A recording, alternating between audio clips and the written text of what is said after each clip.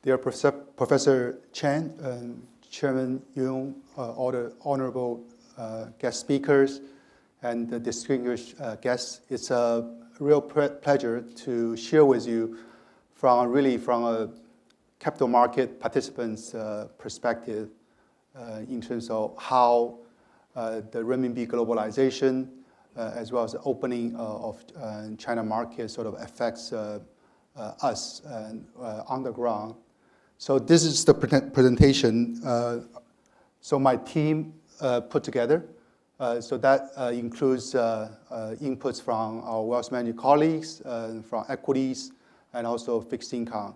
And I think being an equity specialist, a lot of the focus will probably be more on the secondary equity markets. If we look at the overall renminbi globalizations, and this is a chart, quite busy chart, but it's really summarized some of the key events from investment bank's perspective, how the renminbi globalization has taken place over the past 10 years.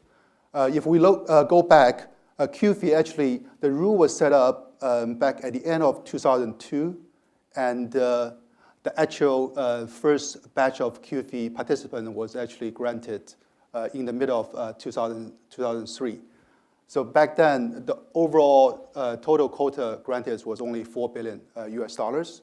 And whereas when the market further grows, some of the other key events for QDII, as quite a few speakers mentioned, was introduced in the middle of 2006 and was very well received initially through the Chinese investors. In 2007, PBOC actually further extended the renminbi exchange trading band to plus minus 0.5%. It actually really increased the liquidity and activities both onshore and later on offshore as well. 2010 is another key milestone when CNH and also the first renminbi denominated IPO was introduced in Hong Kong. And most recently in 2012, later on I will share with the audience one of the key introductions, in addition to previously the time deposit for CNH as well as bond markets. 2012 was really a key year, and the China and the Hong Kong regulator put together our QFII regime, which has been a key success. And actually, Hong Kong being the key offshore renminbi centers, in addition to Hong Kong, end of last year, as well as earlier this year, Taiwan and also Singapore also joined to be the clearing centers for offshore renminbi. So look at the current global maps for renminbi use outside of China. In a typical month, over 150 countries using renminbi to do business, primarily for import-export. And now we have 20 territories, so have signed swap settlement agreement with China. Actually, was the most recent one announced yesterday was UK Central Bank. So now we have officially four offshore renminbi center, and we have more data later on. Obviously, Hong Kong being the leaders, and Singapore, Taiwan is also catching up along with London. And London so far hasn't gained the clearing sort of arrangement like the other three centers, but it's really in process. A few other noticeable markets, for example, Switzerland, has also in very intensive talk with the Chinese government, try to make sure to be part of the renminbi offshore markets. But if you look at the overall interest rates, offshore and onshore, versus the exchange rate, so obviously it's one of the key observation from capital market participant is, despite the fact renminbi in general over the past 10 years has been appreciating against US dollars, but if you look at when China really opened up the renminbi regime back in '94, actually versus the current status. So renminbi is actually a lot weaker than back in 1994. So there's a lot of room for renminbi to further appreciate or depreciate, depending on the relative productivity and economic performance versus other countries. This is a key slide our wealth management colleagues has put together. So most of the private clients we have been providing service continue to hold CNH deposits. And so some of the key reasons for our private clients to hold CNH, so obviously for asset allocation and also portfolio diversification, obviously with the increasing importance of China and also its currencies. And indeed, a lot of our investor holds for currency appreciation, although it has not been a clear trend, at least over the past 24 months. There are quite a bit of volatility, depending on which currency our clients are based upon. And CNH also increasingly become a viable investment currencies. With this chart here, we put together the product risk as well as the investment horizon. Initially, most of the products are relatively short-term and lower risk, more interest-bearing current account and the time deposit.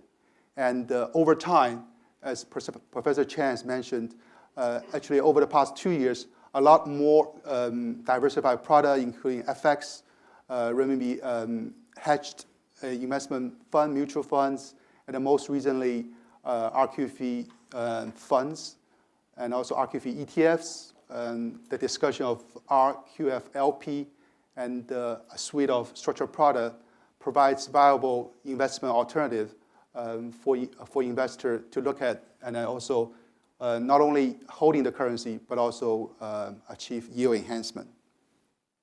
And if we look at the overall bigger picture for CNH deposits, and Hong Kong did experience a drop after it grew rapidly between later part of 2009 until late 2011, and then stabilized, and overall, so we have seen tenfold of the overall CNH deposits growth over the past 3 years.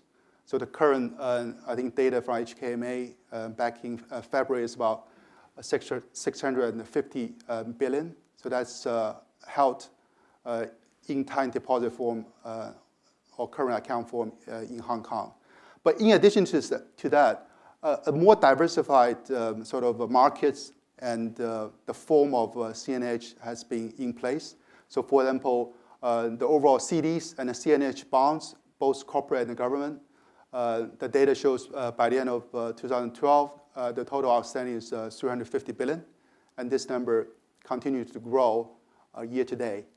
On the equity side, including RQF ETF, so the latest number we have looked at both from the approved quota and the AUM perspective has grown to 70 billion as well, along with other structured product and the funds. We may now have the detailed data. Across different regions, Singapore actually overall has been the second, roughly about 10% of the deposit of Hong Kong. And this is, again, the data back February, where the Taiwan data is about 40 billion. And the Taiwan, with the signing of clearing bank arrangement with China, actually this latest number has grown to close to 70 billion. So one of the fast-growing offshore market for CNH. So there are a lot of choices now for our clients. And what are the products in particular, especially from the secondary market perspective for equities? So a few key backgrounds. So traditionally, China has a controlled investment process. Most of the domestic individual investors, they do not have access to overseas, and also foreign individual investors have no access to onshore Chinese assets.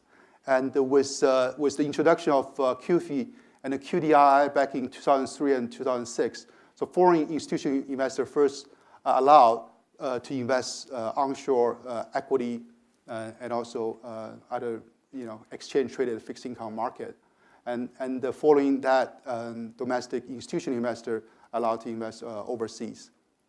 And then there are talks, actually intensive talks in terms of introducing QFII2, RQFII2 for foreign individuals, and also QDII for the local individual investors. So this definitely will create a huge opportunity for wealth management and also asset management industries.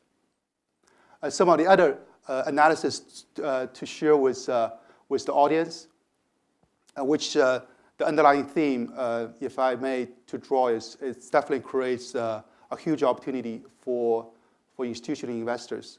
So overall, if you look at the financing structure, so China compared to the rest of the developed economy, direct bank loans still dominates the overall financing structures.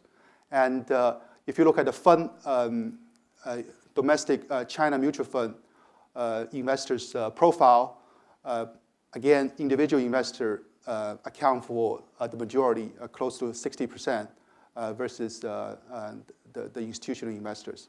For China Asia investors profile, so if we exclude corporates, most of them holds not necessarily liquid holdings.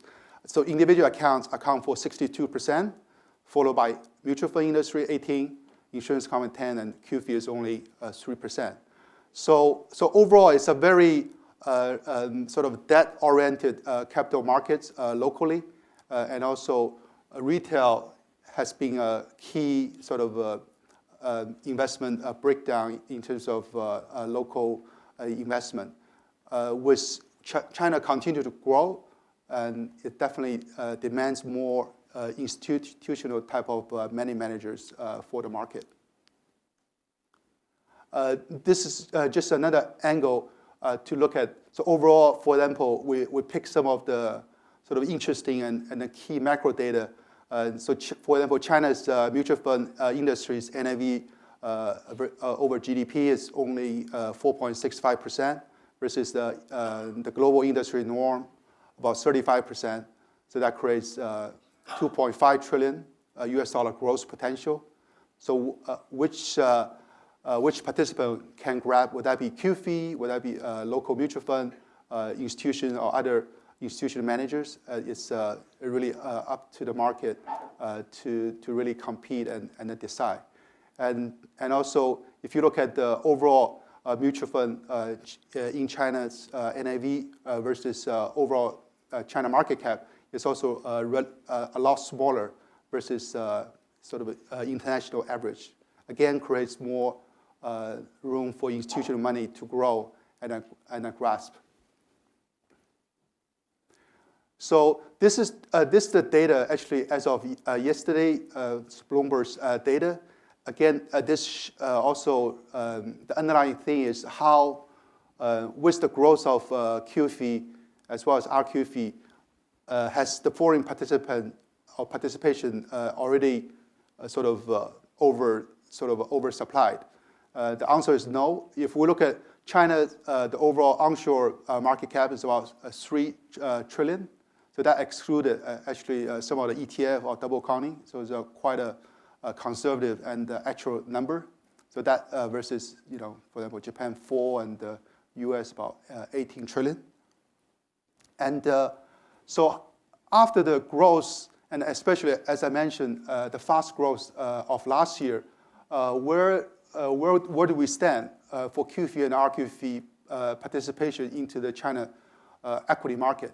So the answer is actually still relatively small. The current latest data, so for example, the overall approved QFII institution, 217, we are the first and one of the largest. RQFII is 30, and the overall approved QFII quota is about 42 billion, and that's as of last month, and it's actually grow another 1 billion over the past 4 weeks. So RQFII is about 16 billion.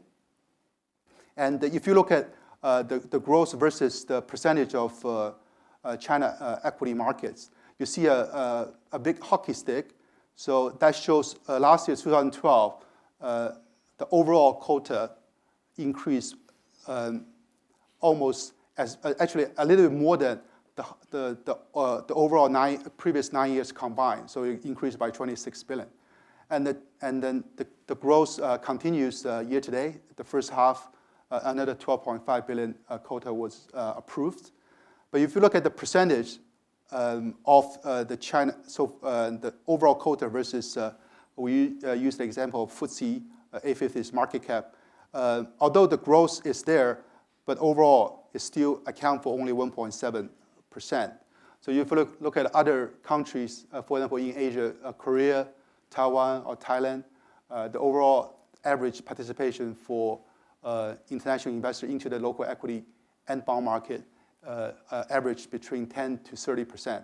So this number way below, in terms of any comparison. So the growth potential will continue to be there. This is a busy chart to share with you to recap some of the key data points.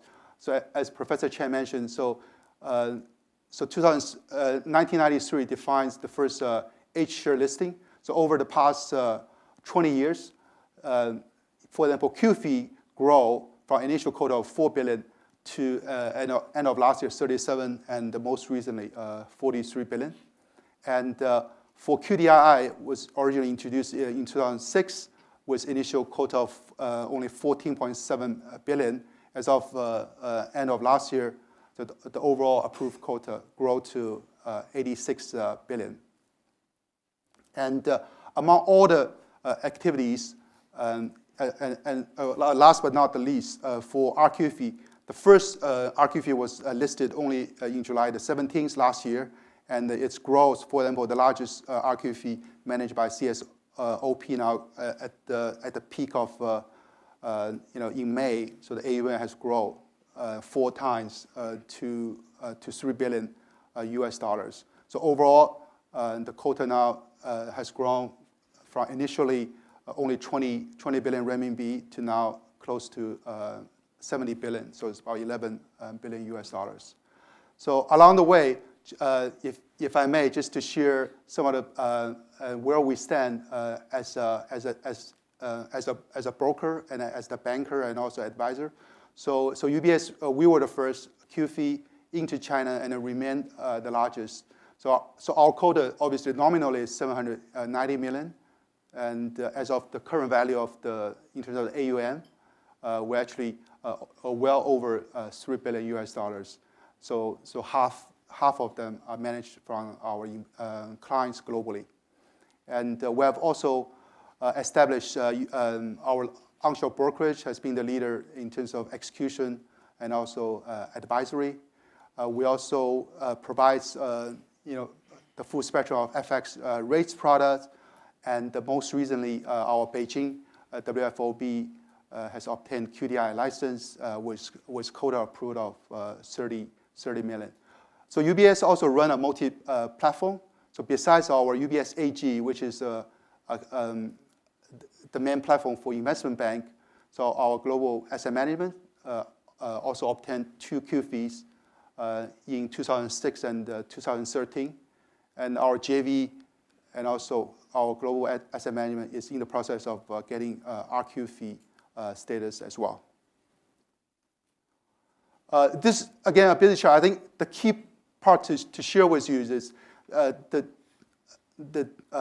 opening and also the action taken from the regulator both in Hong Kong and China, and also how market participant has been participating is actually a lot faster than a lot of people would have thought. So other than the main top line from QFII, QD, and RQFII, and there are more index being introduced. For example, CES, which is a JV of Hong Kong, Shenzhen, and the Shanghai Exchange, only established back in October last year, and 2 months later, a cross-border China 120 index was introduced with more listed future and ETF product planning to launch this year. And obviously to share, besides here, Hong Kong, so February 2013, CSRC has also responded favorably to Taiwan, and there was an indication of 100 billion renminbi potentially introduced into Taiwan market. So others are RQLP and QDLP primarily for private equity type of investment, and also other instrument, including CFAX. One thing to share is actually quite important. In June, early June, MSCI also made a public announcement of starting to analyze to include China Asia into the MSCI emerging markets, and other key benchmarks such as FTSE is also very much on this topic. This will have very large impact in terms of global asset managers' allocation into China Asia market.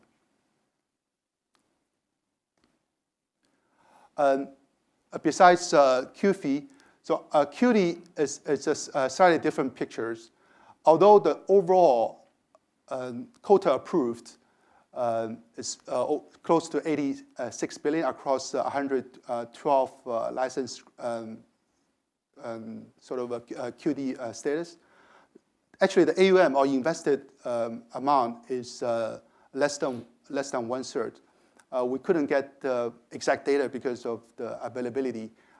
But for example, for the fund management industry, which we believe probably the largest AUM across all the QDI segments, the latest data we have obtained, the AUM is about 10 billion, and you can see the average NAV is about 0.72. Obviously, implies a decline from the initial NAV.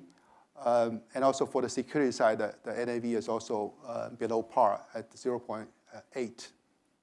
So it's people may draw the conclusion. So QD, because of renminbi appreciation, as well as 2008 onwards, the global financial crisis probably dampened the demand from the domestic Chinese investors.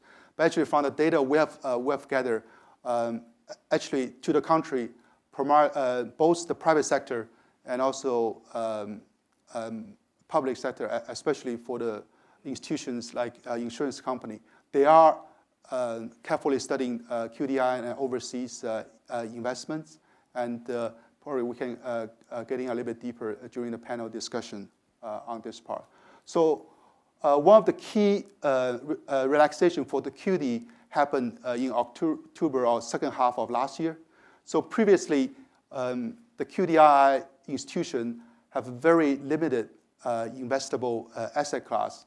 But with the liberalization, so now all the key institutional type, banks, asset management company, security house trusts, as well as insurance company, so they can have much better access to a diversified asset class. Previously, more concentrated on fixed income. So now equity, structured product, listed derivatives, and actually there are a few unlisted private equities and a real estate project being approved. So with the relaxations, we definitely see a potential resurge of demand for QDI as well. So some of the product, and actually on the QDI front, so UBS also, back in 2007 and all the way till recent, so we have been launching quite a few products with the local partners. Last part of my presentation, we would like to share with you some of the market data for the newly opened investment access, which is RQFII.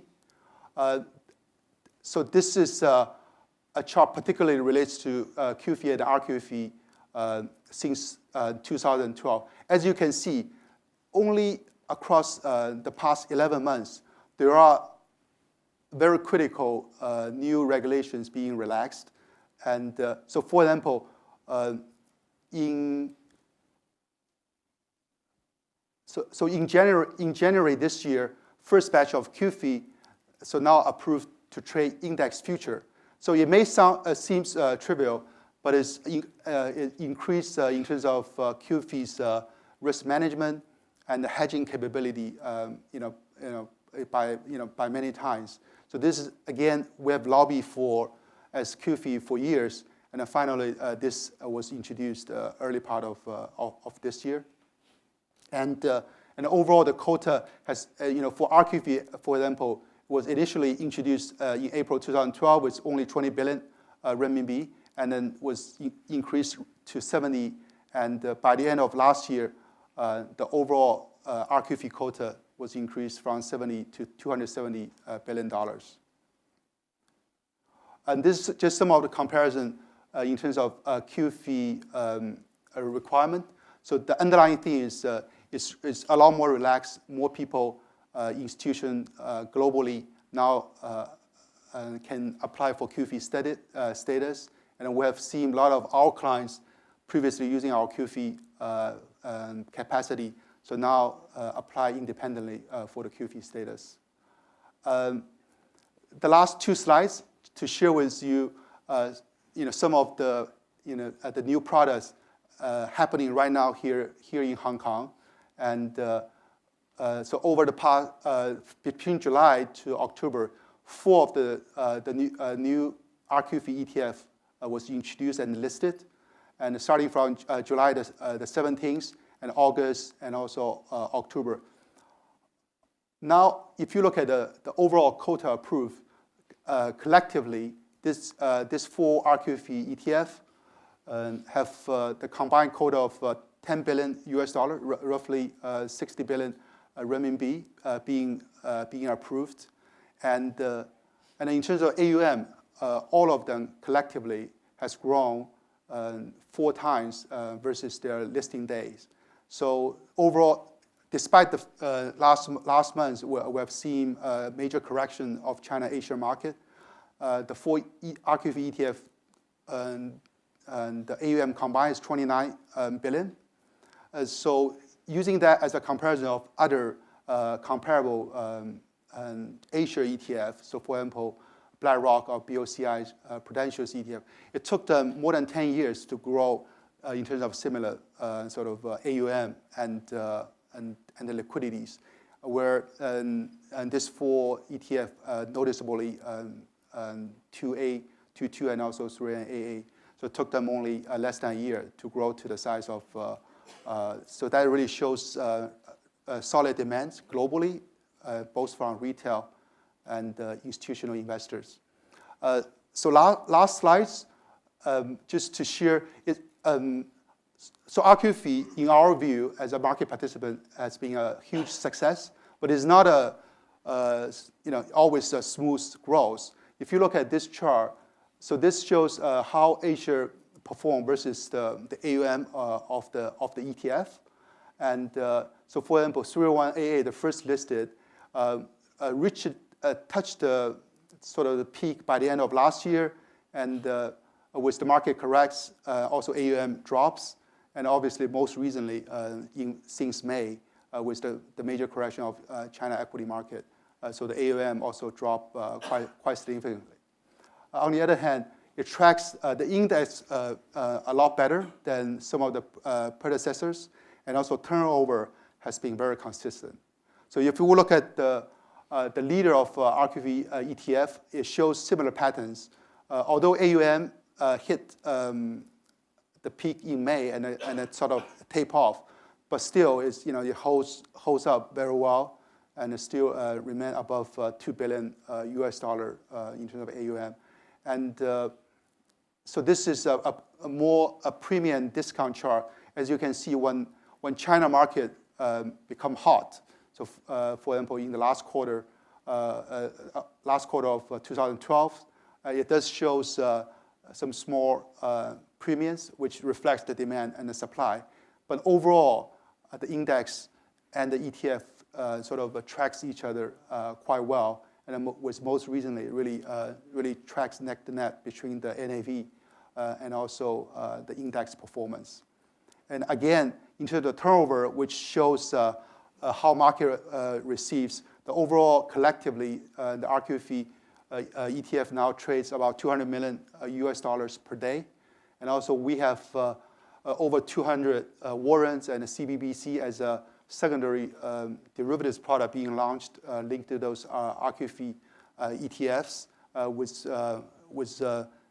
with turnover in the good days can be as high as 20% of the overall turnovers, and with most recently, obviously, has tapered off a little bit. So looking beyond the current stage, we have seen RQFI now will permit both banks, securities house, and also asset managers, both China-based or Hong Kong-based, to be introduced. And also we have seen other type of index and also markets like Taiwan being introduced. So overall, as a market participants, from all the data we have collected, it definitely shows the overall liberalization of renminbi and also capital markets creates a great opportunity, especially for institutional investors. And so we will be glad to help if in any ways to the audience and beyond. Thank you very much.